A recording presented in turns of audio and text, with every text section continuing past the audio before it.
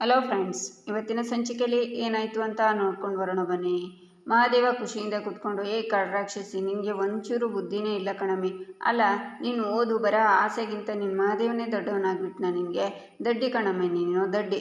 ಇರು, ಇವಾಗಲೇ ಫೋನ್ ಮಾಡ್ತೀನಿ ಅಂತ ಮಹಾದೇವ ಫೋನ್ ಮಾಡುವಾಗ ರಾಮ್ ಕಾಲ್ ಬರುತ್ತೆ. ಹೇಳ ರಾಮ್, ಹೆಂಗಿದ್ಯಾ ಅಂತಾನೆ ಮಹಾದೇವ. ಅಣ್ಣ ಎಲ್ಲಿದ್ಯಾ ನೀನು ಅಂತಾನೆ ರಾಮ್. ಯಾಕ್ಲಾ, ಏನಾಯಿತು, ಯಾಕೆ ಭಯದಲ್ಲಿದ್ಯಾ ಅಂತಾನೆ ಮಹಾದೇವ. ಅಣ್ಣ, ಇಷ್ಟು ಹೊತ್ತಿನ ತನಕ ಫೋನ್ ಯಾಕೆ ಸ್ವಿಚ್ ಆಫ್ ಆಗಿತ್ತು? ಇಲ್ಲಿ ಎಂಥ ದೊಡ್ಡ ಅನಾಹುತ ಆಗಿದೆ ಅಂತ ಗೊತ್ತಾ ನಿನಗೆ ಅಂತಾನೆ ರಾಮ್. ಅದು ನಿನ್ನ ದನಿಯಾಗೆ ಗೊತ್ತಾಯ್ತದೆ, ಏನಾಯಿತು ಅಂತ ಹೇಳ ಅಂತಾನೆ ಮಹಾದೇವ. ಅದು ದೊಡ್ಡಮ್ಮ ವಿಷ ತಗೊಂಡಿದ್ದಾರೆ ಅಂತಾನೆ ರಾಮ್. ಏನ್ಲ ಹೇಳ್ತಿದ್ಯಾ ಅಂತಾನೆ ಮಹಾದೇವ.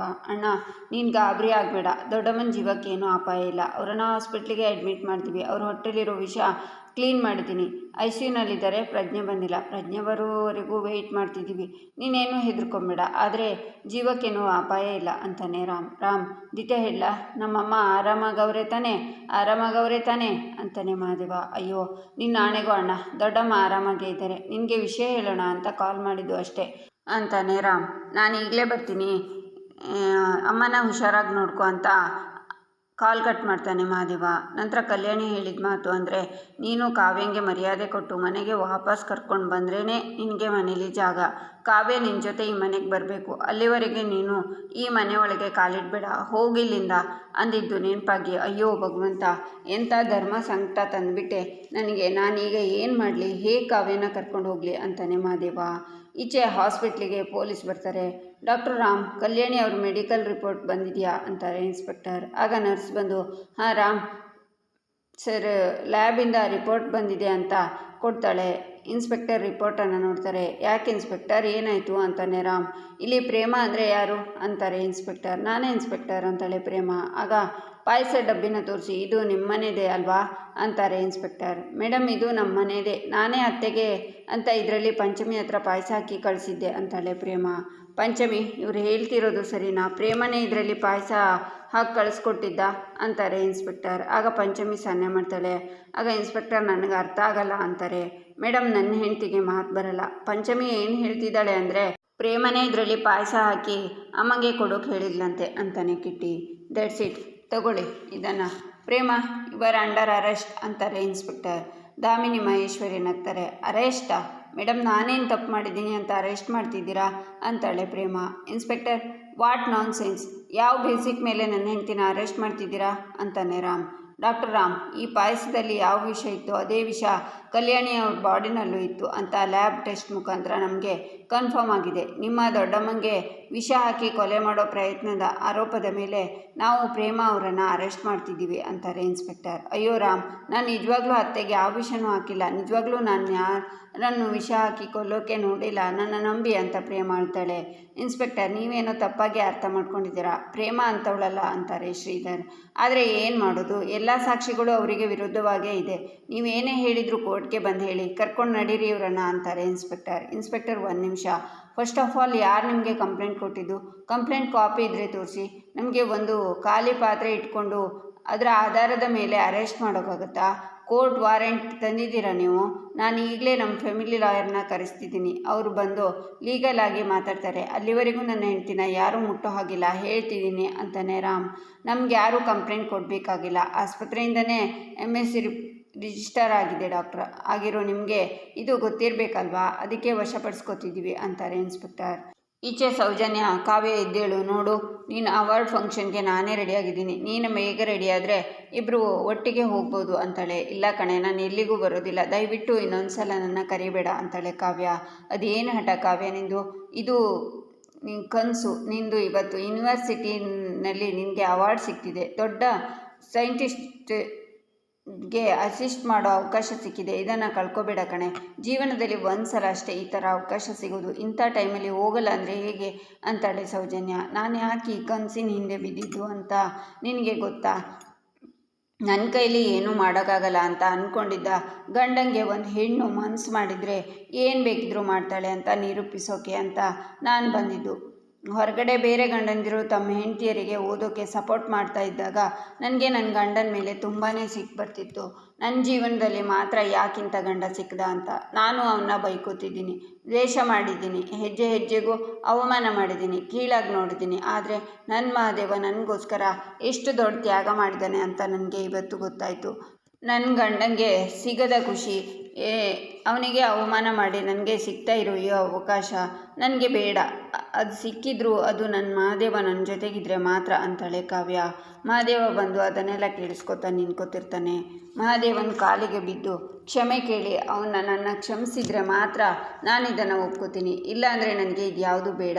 ಈ ಪ್ರಪಂಚದಲ್ಲಿ ತನ್ನ ಹೆಂಡತಿ ಸಾಧನೆ ಮಾಡಬೇಕು ಅಂತ ತನ್ನ ಸ್ವಂತ ಗೌರವ, ಸ್ವಾಭಿಮಾನ ಎಲ್ಲನೂ ಒಬ್ಬರು ಕಾಲಡಿ ಇಟ್ಟು ಹಠ ಮಾಡಿ ಗೆದ್ದಿರೋ ಗಂಡ ಯಾರಿದ್ದಾರೋ. ನನ್ನ ಗೆಲುವಿಗಾಗಿ ಮಹಾದೇವ ಹಗಲು ರಾತ್ರಿ ನನಗಿಂತ ಹೆಚ್ಚು ಕಷ್ಟಪಡ್ತಾನೆ. ತಾತನಿಗಾಗಿ ನನ್ನ ಕನಸನ್ನು ಕೊಲ್ಲೋದಕ್ಕೆ ಬಂದಿದ್ದಾನೆ ಅಂದ್ಕೊಂಡೆ, ಆದರೆ ಅವನು ಬಂದಿದ್ದು ನನ್ನ ಕನಸನ್ನು ಕೊಟ್ಟೋದಕ್ಕೆ, ಪ್ರತಿಷ್ಠೆ ತೋರಿಸೋದಕ್ಕೆ. ನಾನು ಗೆದ್ದಾಗ ಆ ಕ್ರೆಡಿಟನ್ನು ಅವನು ತಗೊಳ್ಳೋದಕ್ಕೆ ನೋಡ್ತಿದ್ದಾನೆ ಅಂದ್ಕೊಂಡ್ಬಿಟ್ಟೆ. ಆದರೆ ಈಗ ಗೊತ್ತಾಗ್ತಿದೆ ಇವು ನಿಜವಾದ ಕ್ರೆಡಿಟು ಸಿಗಬೇಕಾಗಿರೋದು ಮಹಾದೇವನಿಗೆ ಅಂತ. ಅವನ ಮುಖ ಕಂಡ್ರೆ ಮೋಸ, ವಂಚನೆ, ನಂಬಿಕೆ, ದ್ರೋಹ ನೆನಪಾಗುತ್ತೆ ಅಂತ ಅವನಿಗೆ ಅಂದಿದ್ದೆ ಕಣೆ. ಆದರೆ ಈಗ ಅರ್ಥ ಆಗ್ತಿದೆ, ನಂಬಿಕೆಗೆ ಮತ್ತೊಂದು ಹೆಜ್ಜೆ ಮಹಾದೇವ, ನನ್ನ ಮಹಾದೇವ ಅಂತ. ಇವತ್ತು ನನ್ನ ಕೈನಲ್ಲಿರೋ ಯಶಸ್ಸು, ಯೂನಿವರ್ಸಿಟಿಗೆ ಕೊಡ್ತಾ ಇರೋ ಗೌರವ ಎಲ್ಲ ಮಹಾದೇವ ಹಾಕಿರೋ ಭಿಕ್ಷೆ ಕಣೆ ಅಂತಾಳೆ ಕಾವ್ಯ. ಮಹಾದೇವ ಕಣ್ಣೀರನ್ನು ಒರೆಸ್ಕೊತಾನೆ. ಅವರೇ ನನ್ನ ಜೊತೆ ಇಲ್ಲೇ ಇರಬೇಕಾದ್ರೆ ನಾನು ಸ್ಟೇಜ್ ಮೇಲೆ ಹೋಗಿ ಅವಾರ್ಡ್ ತಗೊಂಡು ಏನೇ ಮಾಡಲಿ, ನನ್ನ ಗೆಲುವು ನೋಡೋದಕ್ಕೆ ನನ್ನ ದೇವರೇ ನನ್ನ ಪಕ್ಕ ಇಲ್ಲ ಅಂದಮೇಲೆ ನನಗೆ ಯಾವ ಗೌರವನೂ ಬೇಡ, ಅವಾರ್ಡು ಬೇಡ. ಅವ್ರು ಬರದೆ ನಾನು ಎಲ್ಲಿಗೂ ಹೋಗೋದಿಲ್ಲ ಅಂತ ಕಾವ್ಯ ಹೇಳ್ತಾಳೆ. ಈಚೆ ಪ್ರೇಮ, ಮೇಡಮ್ ಆ ಪಾತ್ರೆ ನಮ್ಮ ಮನೆಯದೆ, ನಾನೇ ಪಾಯಸ ಮಾಡಿಕೊಟ್ಟಿದ್ದು, ಆದರೆ ವಿಷ ನಾನು ಹಾಕಿಲ್ಲ ಅಂತಾಳೆ. ಆಗ ಮಹೇಶ್ವರಿ, ಅಯ್ಯೋ ಪಾಪಿ ಅಕ್ಕ, ನಿನ್ನನ್ನು ಮನೆಯಿಂದ ಆಚೆ ಹಾಕಿದ್ಲು ಅಂತ ಅವಳಿಗೆ ವಿಷನೇ ಹಾಕಿ ಕೊಲ್ಬಿಟ್ಟಿಯಲೆ, ಏನೇ ಬಂದಿತ್ತು ನಿನಗೆ, ಮಗಳಿಗಿಂತ ಹೆಚ್ಚಾಗಿ ನೋಡ್ಕೊಂಡಿದ್ಲು ಅಲ್ಲೇ ನಿನ್ನ ಅಂತಾರೆ. ಮಹೇಶ್ವರಿ, ಬಾಯಿ ಮುಚ್ಕೊಂಡು ತೆಪ್ಪಗೆ ನಿಂತ್ಕೋ ನೀನು ಅಂತಾರೆ ಶ್ರೀಧರ್. ಯಾಕಣ್ಣ, ಯಾಕೆ ಅಕ್ಕ ಬಾಯಿ ಮುಚ್ಕೋಬೇಕು? ಅವ್ರು ಹೇಳ್ತಿರೋದು ಸರಿಯಾಗೇ ಇದೆ ತಾನೇ. ಪ್ರೇಮ, ನಿಜವಾಗ್ಲೂ ನೀನು ಇಂಥ ಕೆಲಸ ಮಾಡ್ತೀಯ ಅಂತ ಅಂದ್ಕೊಂಡೇ ಇರಲಿಲ್ಲ. ಅಕ್ಕ ಹೇಳ್ತಿದ್ದಿದ್ದು ನಿಜ. ನಿನ್ನ ಮನಸ್ಸಲ್ಲಿರೋ ಅದನ್ನು ಸಾಧಿಸೋಕ್ಕೆ ನೀನು ಯಾವ ಹಂತಕ್ಕೆ ಬೇಕಿದ್ರೂ ಹೋಗ್ತೀಯ ಅಂತ ಅಕ್ಕ ಹೇಳ್ತಿದ್ರು. ಆದರೆ ನೀನು ಅಕ್ಕಂಗೆ ವಿಷ ಹಾಕ್ತೀಯ ಅಂತ ನಾನು ನಿಜವಾಗ್ಲೂ ಅಂದ್ಕೊಂಡಿರಲಿಲ್ಲ ಪ್ರೇಮ ಅಂತಾಳೆ ದಾಮಿನಿ. ಇನ್ಸ್ಪೆಕ್ಟರ್, ಇವಳು ನನ್ನ ಮಗನ ಮದುವೆ ಆಗಿದೆ ಮೋಸದಿಂದ. ಇವಳಿಗೆ ಮೋಸ, ವಂಚನೆ, ಕೊಲೆ ಇದು ಯಾವುದೂ ಹೊಸದಲ್ಲ, ದೊಡ್ಡದೂ ಅಲ್ಲ ಅಂತಾಳೆ ಮಹೇಶ್ವರಿ. ಸಾಕು ಮಾಡಮ್ಮ, ಬಾಯಿಗೆ ಬಂದಾಗೆಲ್ಲ ಮಾತಾಡಬೇಡ ನೀನು ಅಂತಾನೆ ರಾಮ್. ನೋಡಿದ್ಯಾ, ವಿಷ ಹಾಕೋದಕ್ಕೆ ಬಲವಾದ ಕಾರಣನೇ ಇದೆ. ಪ್ರೇಮ, ನೀನು ವಿಷ ಹಾಕಿಲ್ಲ ಅಂದರೆ ಈ ಪಾತ್ರೆನ ತಪ್ಪಿಸಿದ್ಯಾರು ಅಂತಾರೆ ಇನ್ಸ್ಪೆಕ್ಟರ್. ನಾನು ಪಂಚಮಿ ಹತ್ರ ಪಾಯಸ ಕೊಟ್ಟು ಕಳಿಸಿದ್ದು ನಿಜಾನೇ ಮೇಡಮ್, ಅತ್ತೆಗೆ ಕೊಡು ಅಂತ ಹೇಳಿದ್ದು ನಿಜಾನೇ ಅಂತಾಳೆ ಪ್ರೇಮ. ಅಂದರೆ ಪಂಚಮಿನೇ ಈ ಪಾತ್ರಕ್ಕೆ ವಿಷ ಹಾಕಿದ್ದಾರೆ ಅಂತ ನಿಮ್ಮ ಮಾತಿನ ಅರ್ಥನಾ ಅಂತಾರೆ ಇನ್ಸ್ಪೆಕ್ಟರ್. ನನ್ನ ಹೆಂಡತಿ ದೇವತೆ ಅಂತವಳು, ಅವಳು ಇಂಥ ಕೆಲಸ ಮಾಡಲ್ಲ ಮೇಡಮ್ ಅಂತಾನೆ ಕಿಟ್ಟಿ. ಇಲ್ಲ ಮೇಡಮ್, ಪಂಚಮಿ ತುಂಬ ಒಳ್ಳೆಯವಳು, ತನ್ನ ಸ್ವಂತ ತಾಯಿಗೆ ವಿಷ ಹಾಕುವಷ್ಟು ಕೆಟ್ಟವಳಲ್ಲ ಅವಳು ಅಂತಾಳೆ ಪ್ರೇಮ. ಆ ಪಾಯಸ ಮಾಡಿದ್ದು ನೀನೇ ತಾನೇ, ಆದರೆ ತಗೊಂಡೋದ್ದು ಪಂಚಮಿ ವಿಷ ಹಾಕಿಲ್ಲ ಅಂದರೆ ಪಾಯಸಕ್ಕೆ ವಿಷ ಎಲ್ಲಿಂದ ಬಂತು, ಯಾರು ಹಾಕಿದ್ರು ಅಂತಾರೆ ಇನ್ಸ್ಪೆಕ್ಟರ್. ಪಂಚಮಿ ಅತ್ತೆಗೆ ಪಾಯಸ ತಗೊಂಡು ಹೋಗಿ ಕೊಡೋ ಮಧ್ಯದಲ್ಲಿ ಬೇರೆ ಯಾರೋ ಬಂದು ಅಲ್ಲಿ ವಿಷ ಹಾಕಿರ್ಬೋದಲ್ವಾ, ಅವ್ರು ನಮ್ಮ ಮಧ್ಯದಲ್ಲೇ ಇರ್ಬೋದಲ್ವಾ ಮೇಡಮ್ ಅಂತಾಳೆ ಪ್ರೇಮ. ಪಂಚಮಿ ಪಾಯಸ ತಂದು ನೀನೇ ಅಮ್ಮಂಗೆ ಕೊಟ್ಟ್ಯಾ, ಬೇರೆ ಯಾರಿಗಾದರೂ ಕೊಡಿ ಅಂತ ಹೇಳಿದ್ಯಾ ಅಂತಾರೆ ಇನ್ಸ್ಪೆಕ್ಟರ್. ಆಗ ಪಂಚಮಿ ಸನ್ನೆ ಮಾಡಿ ಹೇಳ್ತಾಳೆ. ಅರ್ಥ ಆಗಿಲ್ಲ ಅಂತಾರೆ ಇನ್ಸ್ಪೆಕ್ಟರ್. ನಾನು ಹೇಳ್ತೀನಿ. ಪಂಚಮಿ ಹೇಳ್ತಿದ್ದಾಳೆ, ಪ್ರೇಮ ಮನೆಯಿಂದ ಹೊರಟಾಗಿಂದ ಆ ಪಾತ್ರೆ ನನ್ನ ಕೈನಲ್ಲೇ ಇತ್ತು, ಯಾರಿಗೂ ಕೊಟ್ಟಿಲ್ಲ, ಎಲ್ಲೂ ಇಟ್ಟಿಲ್ಲ, ನೇರವಾಗಿ ಅಮ್ಮಂಗೆ ಕೊಟ್ಟೆ ಅಂತ ಹೇಳ್ತಿದ್ದಾಳೆ ಅಂತಾನೆ ಕಿಟ್ಟಿ. ಅಂದಮೇಲೆ ಪ್ರೇಮ ಮನೆಯಿಂದನೇ ಆ ಪಾಯಸಕ್ಕೆ ವಿಷ ಹಾಕಿ ಕಳಿಸಿದ್ದಾಳೆ ಅನ್ನೋದು 100ಕ್ಕೆ 100 ಸತ್ಯ ಅಂತ ಆಗಾಯ್ತಲ್ಲ ಮೇಡಮ್ ಅಂತಾರೆ ಮಹೇಶ್ವರಿ. ಅಮ್ಮ ಪ್ಲೀಸ್, ನೀನು ಸುಮ್ಮನೆ ಇರ್ತೀಯಾ ಅಂತಾನೆ ರಾಮ್. ಸಾಕು ನಿಲ್ಸ್ ನಿಮ್ಮ ನಾಟಕನ, ಏನು ಮುಖ ನೋಡ್ಕೊಂಡು ನಿಂತಿದ್ದೀರಾ, ಹೇಳ್ಕೊಂಡು ಹೋಗ್ರಿ ಅವರನ್ನು ಅಂತಾರೆ ಇನ್ಸ್ಪೆಕ್ಟರ್ 1 ನಿಮಿಷ ಹೇಳೋದನ್ನು ಕೇಳಿ ಅಂತ ರಾಮ್ ಹೇಳಿದ್ರು ಪ್ರೇಮನ ಹೇಳ್ಕೊಂಡು ಹೋಗ್ತಾರೆ. ಪ್ರೇಮ ಅಳ್ತಾಳೆ. ಪ್ರೇಮ, ಏನೂ ಆಗಲ್ಲ, ನಾನು ಬರ್ತೀನಿ ಅಂತಾನೆ ರಾಮ್.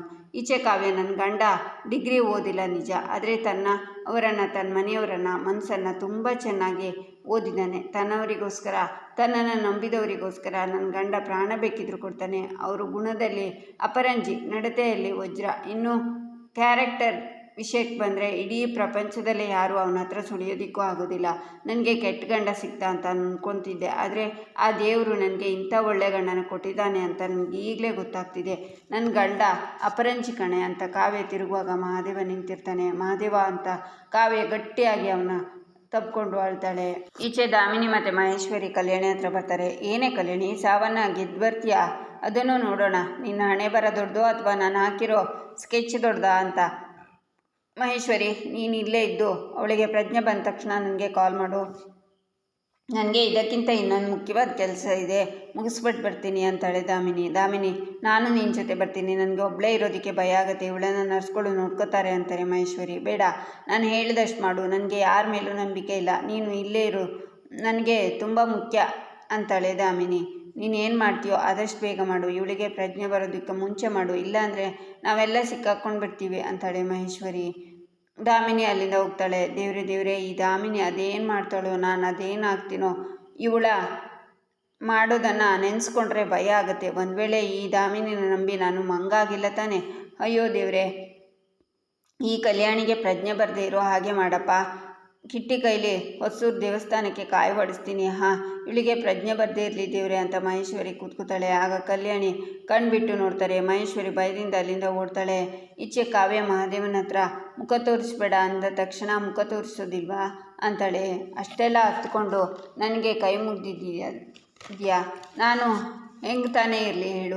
ಅದಕ್ಕೆ ನಿನಗೆ ನೋವು ಕೊಡೋದು ಬೇಡ ಅಂತ ದೂರ ಹೊಂಟೋದೆ ಅಂತಾನೆ ಮಹಾದೇವ. ನನ್ನ ಕ್ಷಮಿಸ್ಬಿಡು ಮಹಾದೇವ ಅಂತ ಕಾವ್ಯ ಅವನ ಕಾಲಿಗೆ ಬೀಳ್ತಾಳೆ. ಹೆಂಡತಿ ಸ್ಥಾನ ಯಾವತ್ತಿದ್ರೂ ಮನಸ್ಸಿಗಿರಬೇಕು, ಗಂಡನ ಕಾಲಡಿಗಲ್ಲ. ಅಮ್ಮ ಆಸ್ಪತ್ರೆಯಲ್ಲಿದ್ದವ್ರೆ, ವಿಷ ಕುಡ್ದವ್ರೆ ಅಂತಾನೆ ಮಹಾದೇವ. ಅತ್ತೆ ಈ ಪರಿಸ್ಥಿತಿನಲ್ಲಿ ಇರುವಾಗ ನಾವಿನ್ನು ಇಲ್ಲೇ ಇದ್ದೀವಲ್ಲ, ಬಾ ಹೋಗೋಣ ಅಂತಾಳೆ ಕಾವ್ಯ. ಇಲ್ಲಿಗೆ ಈ ಸಂಚಿಕೆ ಮುಕ್ತಾಯವಾಗುತ್ತೆ. ಮುಂದಿನ ಸಂಚಿಕೆಗಾಗಿ ನಮ್ಮ ಚಾನಲನ್ನು ನೋಡಿ ಸಬ್ಸ್ಕ್ರೈಬ್ ಮಾಡಿ, ಲೈಕ್ ಮಾಡಿ, ಸಪೋರ್ಟ್ ಮಾಡೋದನ್ನು ಮರಿಬೇಡಿ.